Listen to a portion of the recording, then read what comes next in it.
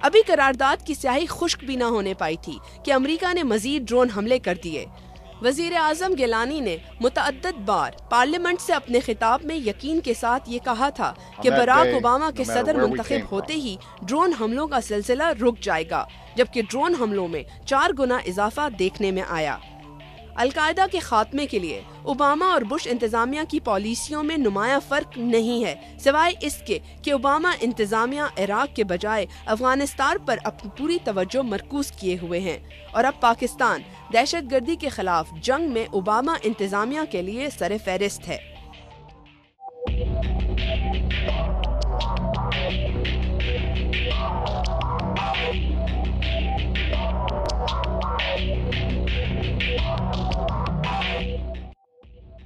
وکی leaks کے مطابق اگست 2008 میں اس وقت کی امریکی سفیر این پیٹرسن کے ساتھ ایک ملاقات میں وزیر اعظم یوسف رضا گیلانی کہہ چکے ہیں کہ ہم ڈرون حملوں کے خلاف پارلیمنٹ میں احتجاج کریں گے، جسے آپ نظر انداز کر دیجیے گا۔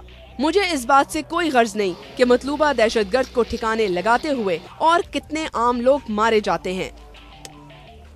ظاہر ہوتا ہے کہ جو قرارداد ہے وہ بے معنی ہے، کیونکہ ایک طرف ہم قرارداد پاس کر رہے ہیں اور دوسری طرف جو ہے اشارہ دے رہے ہیں کہ ڈرون اٹیکس کو جاری رکھا جائے۔ ایک دفعہ ہمارے 3-4 فوجی شہید ہو گئے تھے تو ہمارے فوج جو ہے نا اٹھ کڑی ہو گئی تھی، اور دوسری لیکن جو عام مرتے جا رہے ہیں ان کی کوئی پرسان حال نہیں۔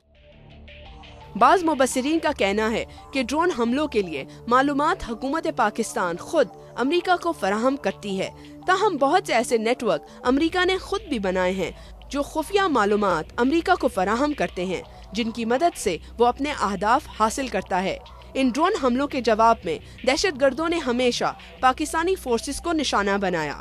30 اکتوبر 2006 میں چنگئی ڈماڈولا میں ڈرون حملہ کیا گیا، جس میں باجوڑ کے علاقے میں موجود طالبان کا مدرسہ ٹارگٹ پر تھا۔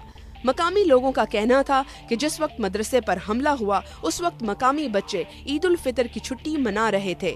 اس حملے میں 82 لوگ مارے گئے۔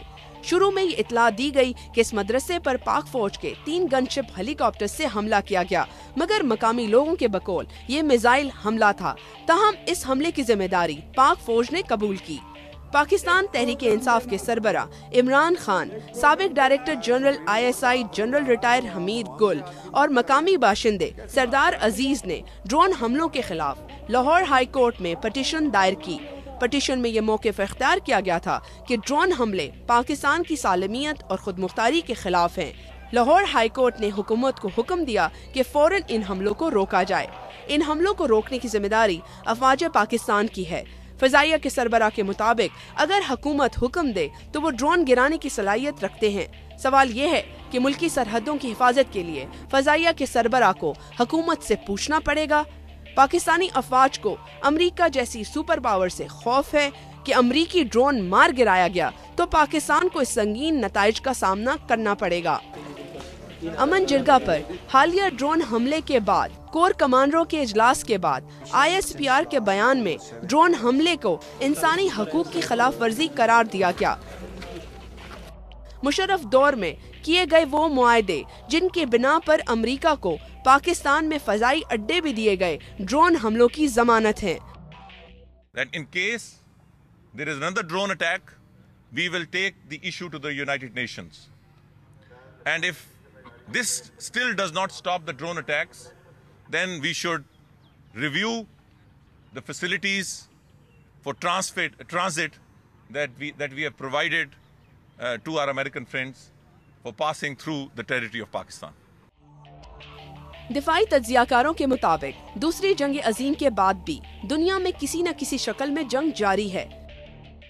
تاریخی اعتبار سے یہ ایک حقیقت ہے کہ جن ممالک کو جنگی حالات کا سامنا ہوتا ہے ان ممالک کی معیشت بری طرح تباہی کا شکار ہوتی ہے، لیکن جنگ مسلط کرنے والے ممالک کی دفاعی آلات کی صنعت پھلنا پھولنا شروع ہو جاتی ہے۔ کچھ یہی تصویر جاسوس طیاروں کی صنعت کی ہے۔